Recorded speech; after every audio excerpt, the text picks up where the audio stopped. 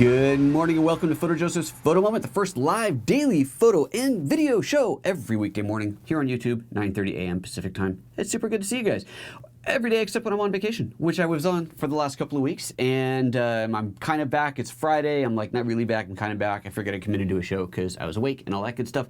But yeah, I'll come back on Monday. We'll get this thing started properly. But I figured this would be a fun chance to do a little catch up, talk about the trip a little bit, open some mail, that sort of thing. So first I gotta apologize because I did actually intend to go live, maybe not every day, but quite often while I was on the road. I figured that I would do it early in the mornings. My kids are still asleep. We'd do a show then. But I don't know. It was one of those where, okay, the first couple days, remember I was going to go out shooting every morning. That was my big plan because I know my kids always sleep late. That's just, they're teenagers. That's what they do. And the first couple of mornings, I was up at 4 a.m. the first day, jet lag, right? Like 4 a.m. and then 5 a.m. then 6 a.m. So early morning, even pre-sunrise at one point, although sunrise is very early there. But it was raining those first few days. Every morning it was raining, so I was like, oh, well, I guess I'm not going to go out and shoot. And by the time I had nice mornings, I was sleeping till 8 or 9, and I'm on vacation. I'm totally sleeping in. So I never once went out early in the morning to shoot, which was kind of silly. But, oh well, it is what it is. Like I said, I wasn't there to shoot. I was there on vacation, so I was trying to enjoy that part of it. And I just couldn't get into the groove. And, it's different. When you're here, it's a routine, it's a schedule. I've got this, and it's like, this is what, but then when you're there, you're going, I'm just going to sit and have some coffee, look at my pictures from yesterday. That's kind of how I spent every morning. So I'm sorry I didn't come on live, share more with you guys. I did do one very impromptu, very terrible live little just hello, make sure that y'all knew I was still alive kind of a thing. But that's fine. We're here. That's okay. But I'm back. I'm back now, and I'm stoked to be back, and I'm stoked to be able to share what I did and what I didn't do and all that good stuff with you guys. What's going on in the chat room here? We've already got a few hellos from before the show. Chris Fenwick saying hi, Dave Dale Studio, Martin S, Jake Guptill, Philip. Everybody's saying hello and welcome back. Thank you very much, Andre. Hello, Bart Johnson. Good to see you, my friend. Martin SS is saying, I'm excited to hear all about the iPad. You want to know how well the iPad worked? Okay, we'll talk about that. We will, because it really did. Trevor says photographers don't ever really go on vacation. This is true. We don't, because when you're on vacation, you're going somewhere new, and of course you're going to take pictures. That's kind of what we do. So you're right. It's like I will never retire, ever. I will probably die with a camera in my hand. Hopefully not while alive. I don't know, that might be exciting. Anyway, so that was dark. So let's see. What are we gonna do? We talked about. So I didn't, like I said, I didn't go live like I planned. Let's talk about iPad. That's a great point. Someone asked about that. Let's talk about the iPad. So one of the things on this trip was I wanted to go, and I did go, just with my iPad. I did not bring my laptop at all, and this worked out remarkably well. It was great, actually. I did not need, now granted, I didn't do everything that I would normally do on a regular working day, but I did not need my laptop and I didn't miss it.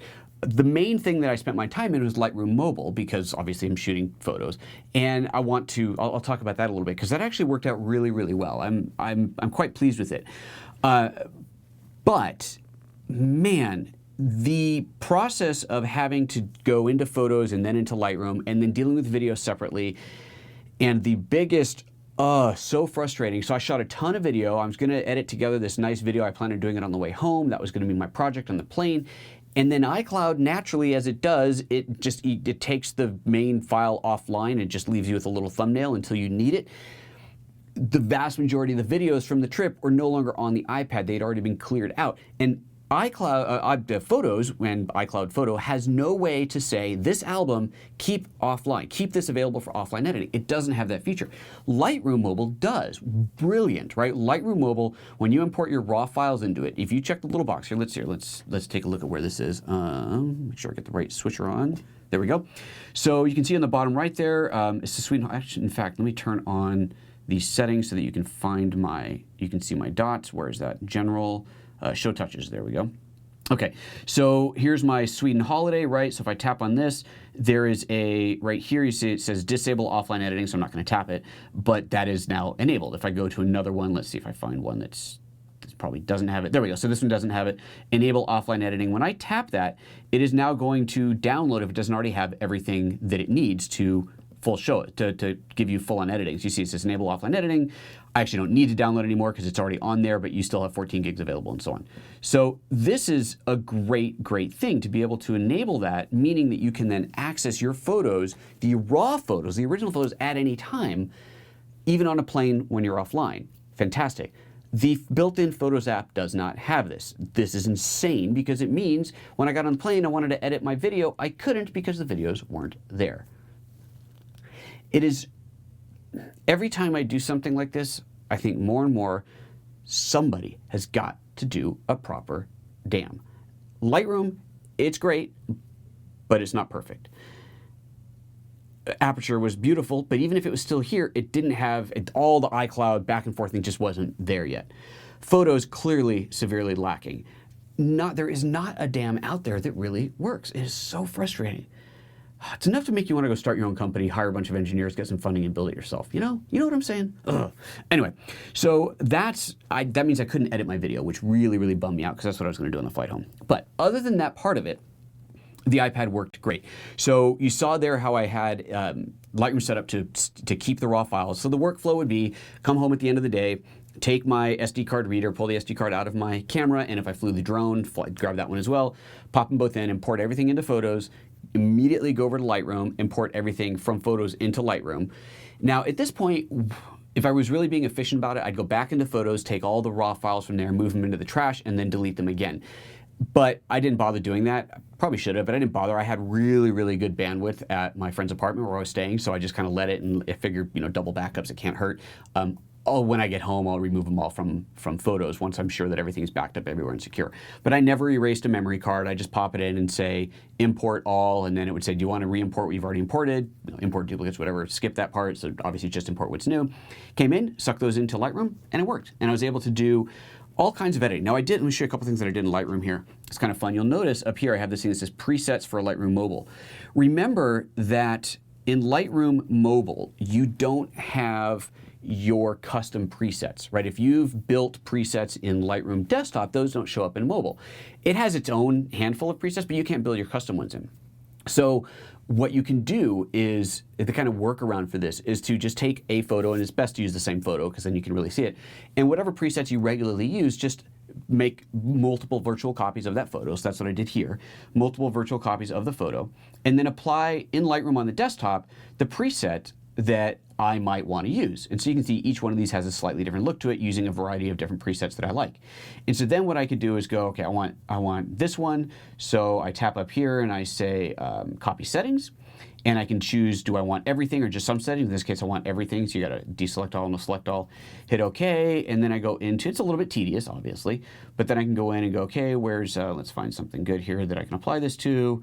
I don't know, let's see, what's this look like here? Well, that's an iPhone panorama of my friend's country house. We'll just do that, sure, why not?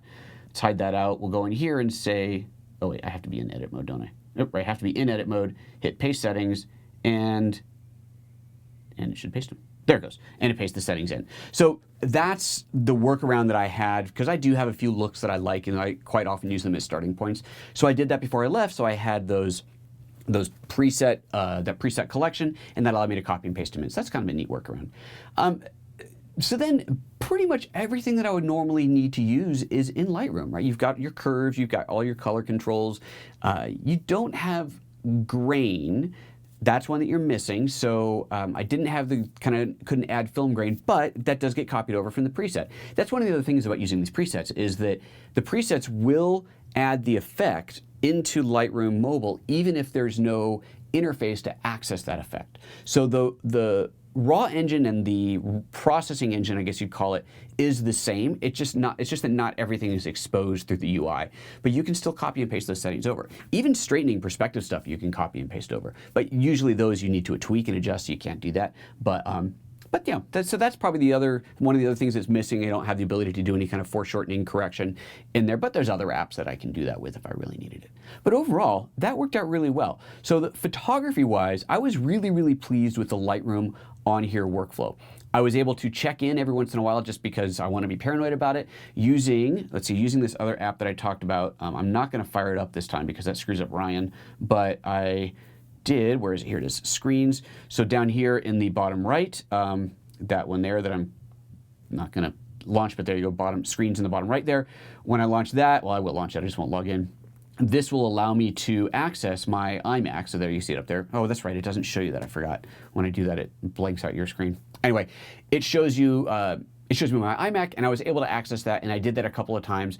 Once I think I'd actually needed to get to something on my computer back home, and the other time I just wanted to check Lightroom and make sure that everything was syncing back down to there. I know that once they're synced on Lightroom Mobile, it's in the cloud, but just for safety, sanity's sake, I wanted to look and see that they were on my desktop machine, and they were. So that worked out really well. So I think the Lightroom Mobile workflow is good. It's not perfect, but it is good. And it might be pushing to the edge of how good it can possibly be until Apple opens up, unless Apple opens up some of its API to allow you to directly import into Lightroom. That would be nice. But otherwise, it worked out really well. And I did not miss having the laptop.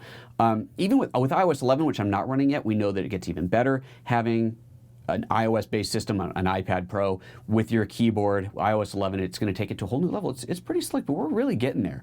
And I did not miss having a laptop. I really didn't. So that was good. That was very good. Just going on in the chat room here real quick. What do we got? Burns Texas, the more you think about converting to PC, jab. Yeah, no, ain't gonna happen. Ain't gonna happen.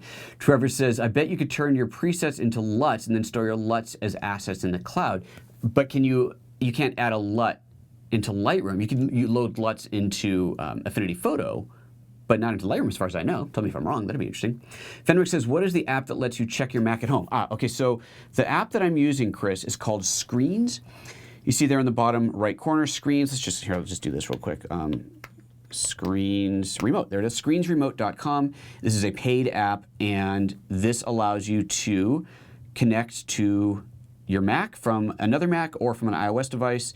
You buy the apps separately. Let's see here. Let me think. I bought Screens 4 for iOS, so that's the paid app.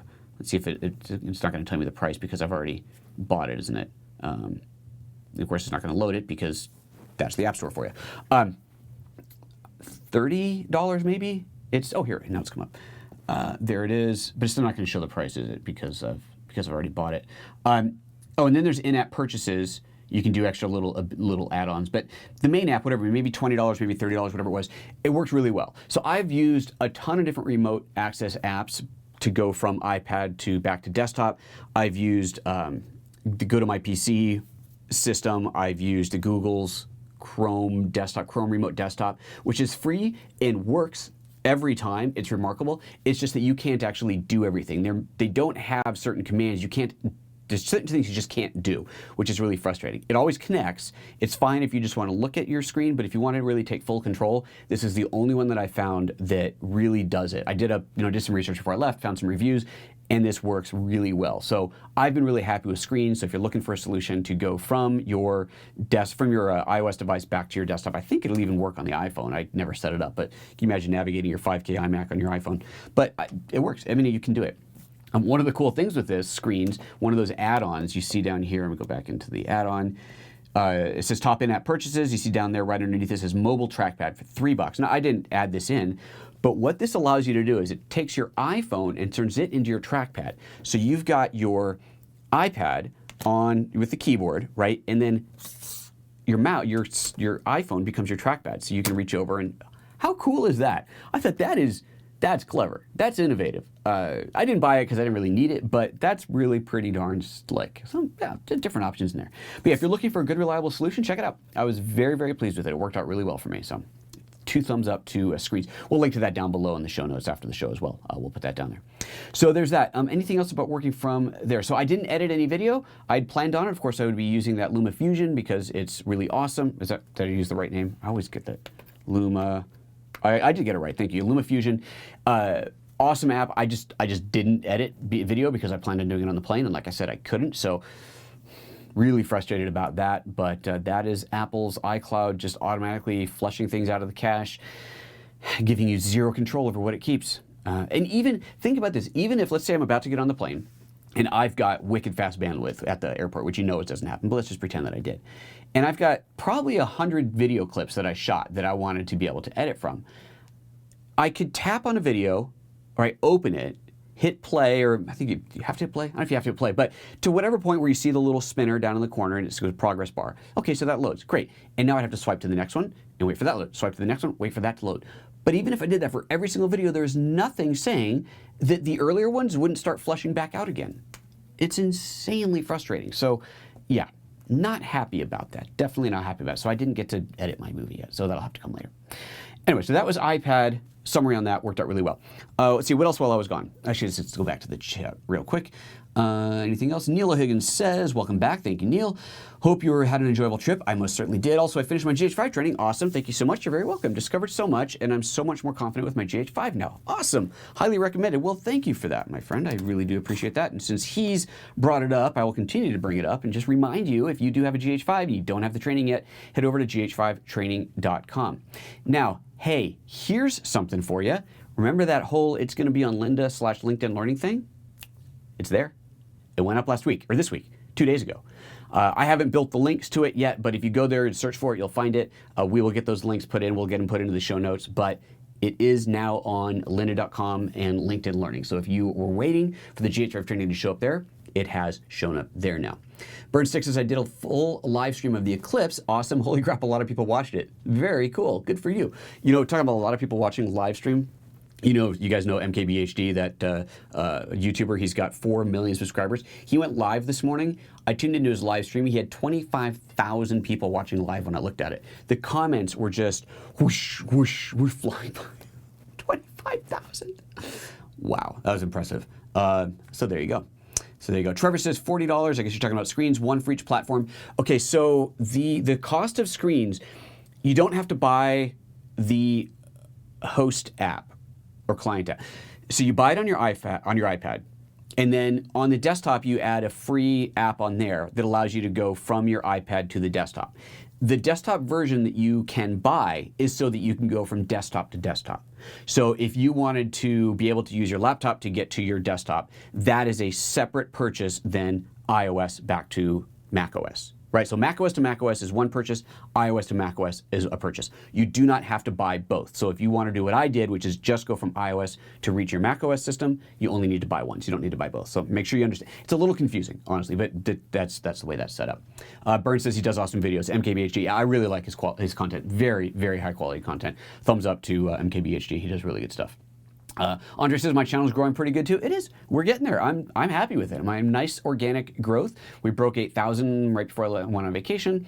It's great. I'm perfectly happy with my growth. Obviously, it'd be great to get that huge bump up, but it's growing, and that's all I can ask for, and I'm definitely happy about that. Okay, so there's that. Okay, while I was gone, so video. I only released one video. I had 2 recorded, and 1 I pulled. I'm going to talk about that, but I did record and edit and release while I was away a video about the X2. So it was a whole configuration on the the Epiphan Webcaster X2. So if you didn't see that, go back and check that out. Nicely edited, tight little video. And I do have some follow-up things I'm going to do on that. So we're not done with the X2 yet. I will bring that back up. We'll probably do it next week. A second video that I shot and edited and was scheduled, and I was so, this video is nice, but I didn't release it. And it is about this little guy here. So the Luma, whatever the hell it's called, for doing the white balance metering. So quick little background history on this thing. The Luma Power, this is for doing white balance metering using your iPhone and light metering and so on, but white balance is what I really was interested in. Quick summary, I tested it before when it first came out. It totally failed all my tests. I sent it back. It took them ages, but they finally replaced it. They did find problems with mine. They gave me a new one. I tested it again, did a whole really nice video. And I gotta say, it was a good video. I'm proud of this video. It was good. And had the same results. But before I shared it publicly, I sent it to them and I said, watch this. I'm getting the same results. Tell me what I'm doing wrong. I don't want to believe that it's got a problem again. Tell me what I'm doing wrong. And we had some back and forth, and they said something that was enough to make me say, oh, maybe they're right and I need to retest before I release the video. Because they've already shared with me that my videos about their product not working have impacted their sales directly. They are getting emails referring to my video saying, hey, what's up with the product? And they finally said something that made me go, okay, maybe there's a problem with my tests. And here's what they said. They said, maybe my gray card, you know the little pop-up gray card that I use for these things? Maybe it has color shifted. Maybe it has gone blue, and that's why I'm getting these off readings.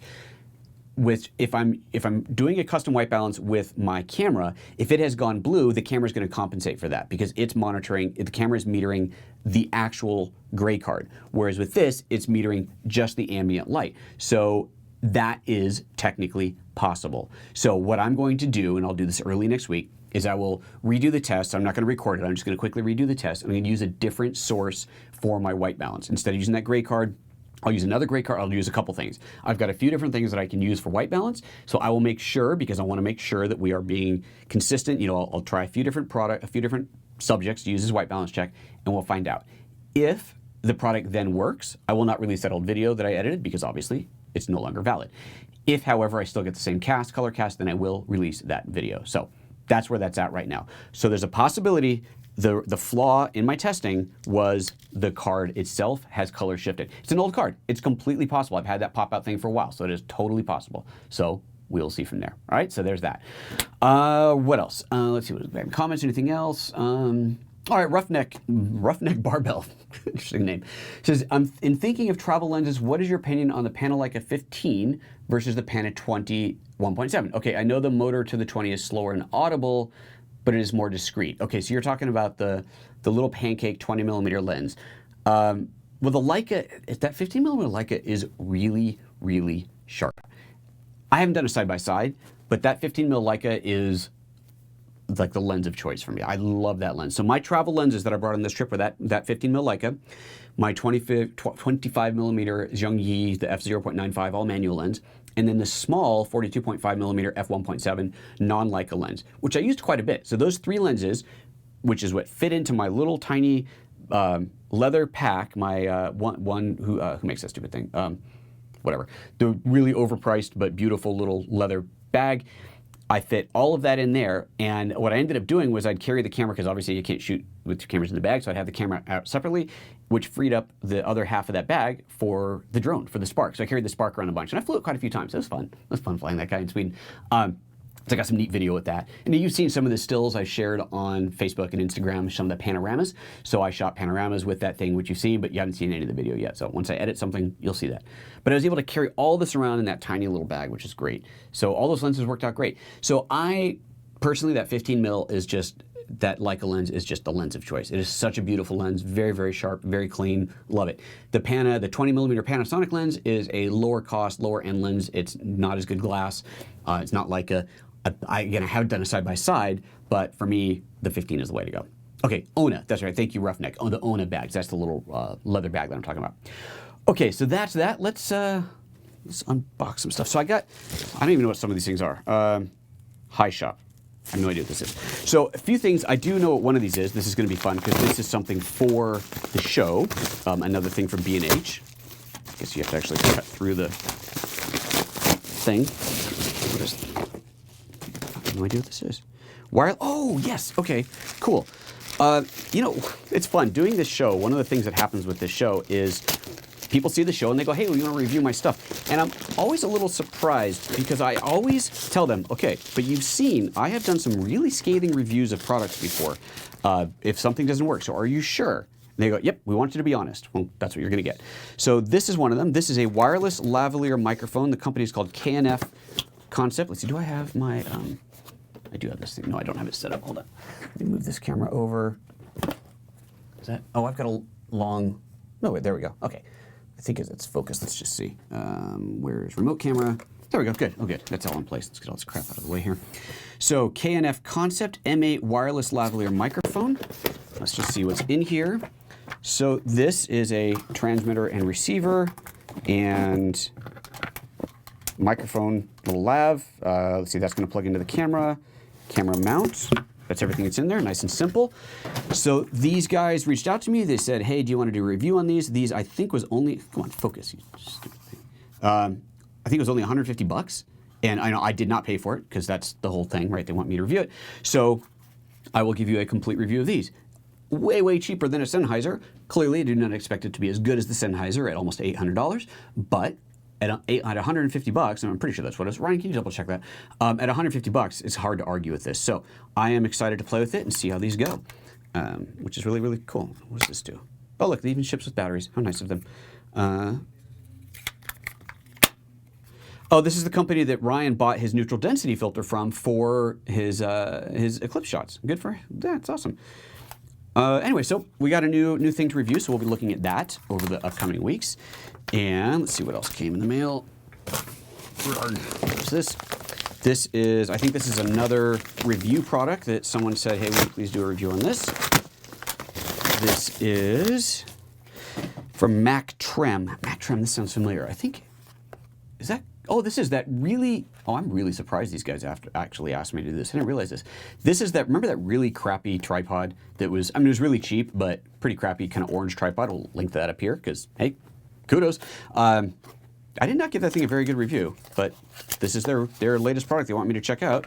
And this, I believe, is an accessory for the iPhone. Let's see here. Yes. Yes, it is.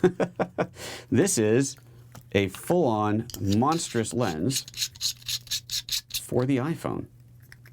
Good Lord. I'm just dying to see this thing now. I've got to plug this thing in. Here, let's do this. We'll do a quick look at it. Let me plug in my iPhone and fire up the camera and clean that lens there. All right, so let's see here. Is it going to sync? Is it going to sync? Come on, sync up. Wah, sync. Why isn't it syncing? Oh, does it not sync up the camera? Oh, no, there it goes. Okay. Okay, so there we are. And now let's put this lens on here. And I guess you got to get lined up just right. Okay, that's just a big old fisheye lens. That's not that exciting. Okay, I'm trying to get this thing to be stable. Well, okay, now I have a fisheye lens. This is a Mactrem 0.45x super wide angle lens. Interesting. All right, well, we'll look at it and play with it. Here, we can do a little close-up of this thing. So you can see what this thing looks like on here, how it clips on. That is not massively stable, I have to say. Oh, this has a, hold on, this looks like it's got a little sticky. Oh yeah, okay, here we go. Let's take this off. It's got a little sticky thing. There we go. That makes more sense. Now I gotta line that thing up with that. Okay, that's holding on there better now. I think that'll work. Go back to the camera view. I definitely got to align that just right so that I'm not getting the edge of, and let me switch over to this view so you can see it. Really got to make sure you don't get the edge of the camera, or the edge of the lens. That's going to be an interesting challenge, isn't it? Oh well, we'll just leave it like that for now. So there we go. There's a super wide angle. Right. Let's see what happens if I switch it to selfie mode. Can I put this on the selfie camera? Yeah, if you wanted a super wide selfie, I don't know why you would do that, but anyway. Alrighty, well, something else to check out. So there we go. That's another product to play with, look at, and tell you guys what I think of that. We'll do a proper review on that as well. Excellent. Okay, put all that in there, and then the fun thing from B&H that I actually requested. This is so cool. I am really excited to play with this one, and something tells me this is one that I'm gonna have a hard time sending back. This is a fun thing for Lightroom from B&H. I have no idea who makes it. I don't remember. This thing is, it's an awfully big box for this little box. This thing is called the Loupedeck,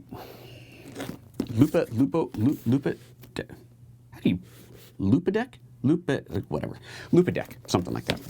The Loupedeck is taped up.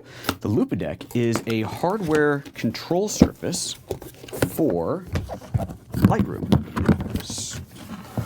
which is boxed up in a very packaging. Companies need to get better at this. Okay, seriously, how many layers do I need? Jeez, I'm not going to be able to get out of here. There's so much crap on the floor now. And really, do I need this many layers, guys? Come on.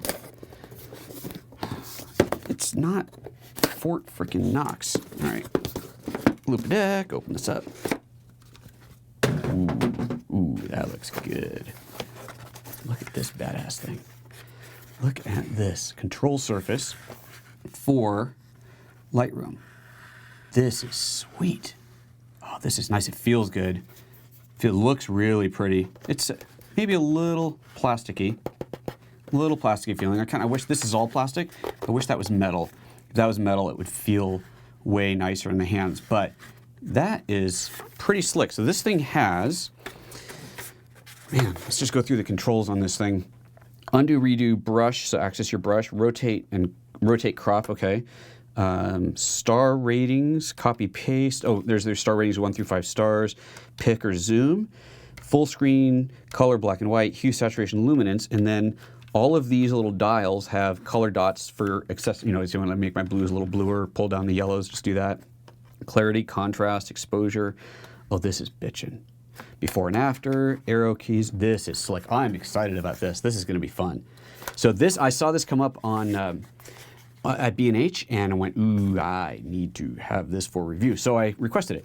Let's see how much this thing costs, because I have absolutely no idea. We will put a link to this down below after the show. We'll get that on there. So let me go to the BH Photo website. I still don't know what the name of it is. L-O-U-P-E? I guess that's an E. Loupedeck. L-O-U-P-E deck. L-O-U-P-E deck.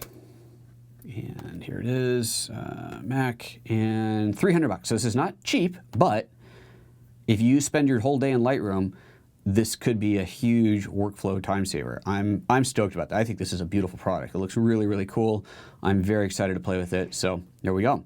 So that is going to be a fun one to review. I will use it for a while, and then I'll come back and show you guys how it works and do a comprehensive review of it. But nice. So that's just a USB cable, I presume. Pretty slick, pretty cool. All right, let's get that put away. All right, anything else? No, I don't think so. I think that's everything. Okay, so that's the stuff that I've got to unbox. So we got some stuff to look at over the next few weeks and so on. Again, we'll finish looking at the X2. I will have another look at the Luma Power dealio.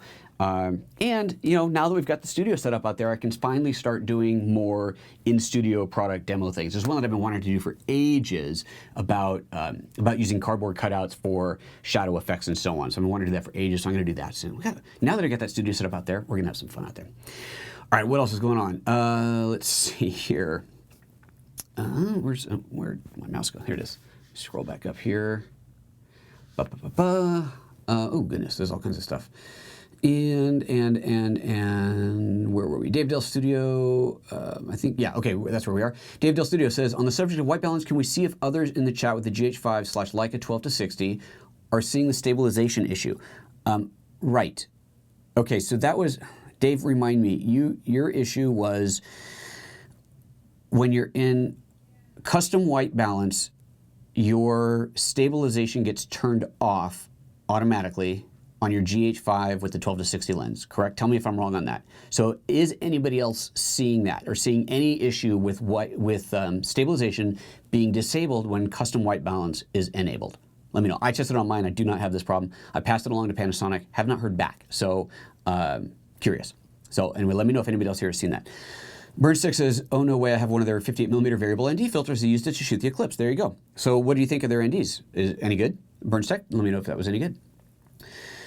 And Roughneck Marble says, thank you for your insight. Forgot that I am logged in on my business YouTube. Sure. Yeah, okay. Andre says, your knife needs sharpening. Apparently, I think it does. I think you are correct. Let's see here. The lav was 150. Ryan is confirming. Yes, I think he already confirmed that. Trevor says, I'm pretty interested in the iPhone lenses by Zeiss. It's interesting. I'm not sure how I feel about them in general, just as a whole. Obviously, when you start adding more layers of glass on there, you're potentially giving something up and you don't have the precision, right? It's just clamping over it. How perfectly centered can you get it? And if it's not perfectly centered, you're likely to get some kind of distortion or vignetting. But, you know, it'll be interesting to play with. It certainly will be interesting to play with. Trevor says, you knew that I was going to buy that Loupedeck. I didn't buy it. This is on loan from B&H at my request so that I can review it for you guys. Yeah, the packaging is insane. Burn6 says, you nerd out with this stuff like I do with performance PC parts. It's comforting. It's fun, man. This stuff is fun. It is fun. That's, you know, if you can't have fun with this stuff, then what are you doing? Dave Dilson is saying correct. So that's what I was saying. It's the Leica 12-60, go to custom white balance, and image stabilization is disabling for him. So weird. So if anybody else out there who's got a GH5 and the 12-60 has seen that, please let us know. If you're watching this not live, add it to the comments. Dave, you can certainly tune in and follow that and make sure that you know. You can follow the comments in this chat later and see if that anybody else pops up with that. Burnstack says the variable ND is super nice for $23. Jeez, $23, you can't beat that. It does get a little funky when you max it out. It has a weird effect that I can't explain. I know exactly what you're talking about. I have quite a good variable ND, and if I go to the top edge of it, it wigs out. It goes really. It's not just dark, it's like blotchy, dark, and just weird, and you have to stay away from that. So you just can't use it at the max. Up until that point, it's great, but yeah, it's just good to know.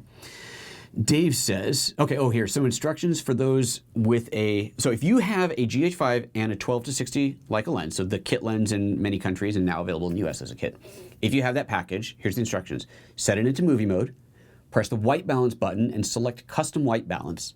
Press select white set, so point it at something, press select white set. Press the set button, the shutter goes click, click, and it says white balance set. And then do you still have image stabilization at that point? I do, I tested it on mine, works fine. But let us know in the comments if you are seeing the same issue that Dave Del Studio is seeing. Okay, Burnstack, Ryan says I explained it perfectly. Yeah, what you're seeing, what Burnstack is seeing is the same thing that I'm seeing on mine. It's just this weird, blotchy, dark weirdness thing. So there you go. Okay. Anything else? That's all the unboxing. I guess that's it. That's where we're at today. I just wanted to kind of do a quick little catch up, say hello to everybody. And we'll be back next week. I'm not sure what we're going to start with on Monday. I got to look. I think there's some good questions that have come up that I have not responded to, and I'm gonna try and go back to doing the Monday Q&A thing, answering specific questions off the YouTube channel. I just kind of got into a point where it was just easy to respond to them. But I'm like, that's silly. I really shouldn't be wasting my time doing that. I should be doing them on the show because it's a better way to do it and get into more detail. The problem is when I have to ask follow-up questions. That's where it becomes a problem. So here's just a tip. Anybody out there, this goes to everybody, all the viewers, if you have a question for me, I love your questions, you know that. Put them into the comments. At least for now, while my channel is relatively small, I can read every single comment, and I do, and I can respond to, I'm not going to say every question, but I can respond to most questions, so I can do that. But if you want an answer, if you have a question, give me as much detail as possible. Don't make me ask you more questions. Give me as much info as you can, because that allows me to answer it on the show comprehensively. If you give me half of a question, I can't answer it on the show, which means I have to ask you another question and maybe partially answer it, ask you a question, and go back and forth, back and forth. And sometimes when that goes on too long, I just lose track of it and it's gone. I can't. So if you have a question, I love them. Please ask your questions. They're great show content. If you've got the question, odds are somebody else does too, which is awesome, which is another reason that I insist on answering any of these questions publicly. I won't do private emails on these because then only one person gets to benefit. But if you have a question, give me as much information as you possibly can. Think about it from my perspective. Think about it, like write your question, read it and go, if I was Joseph, would I have any way of answering this question, or would I need more info? Oh, you know what? I forgot to tell him that the camera was set to this mode. I forgot to tell him that I dropped my camera light, whatever. Include the info, give me the info, and then I can help you better. Cool? Deal? Thank you. That'll be awesome. Okay. I think that's it. We are going to knock it off there. Hey, you guys, thank you very much again for tuning in. Always good. Don't forget, we do have the GH5 training fully available now for download or on LinkedIn Learning or lynda.com. So if you are a Lynda subscriber, head over there and check it out. If you're not, go and you want to check it out on there, go to photojoseph.com/Lynda. Actually, let me bring up one of those. I'll bring this guy up here. Head over to, so I need to make one of these. Where'd my thing go? Here we go. I need to make one of these for this product, but if you go to photojoseph.com/Lynda, you'll get a free 10-day trial. And then from there, you can find the GH5 training. So get that 10-day free trial. Super awesome. And if you're already a subscriber, then just go in there and search for GH5 and you'll find it, I'm sure. And I will build a custom card for that and build a custom link. We'll get that put in down below. But yeah. There you go. That's how it is. Thank you, everybody, for tuning in today. I know it was a little bit of a surprise show. I said I probably wouldn't be back till Monday, but here I am. Just wanted to do a little quick catch up, and we'll get back into it next week. Take care of yourselves, everybody. We'll see you next week. Have a great weekend. Bye-bye.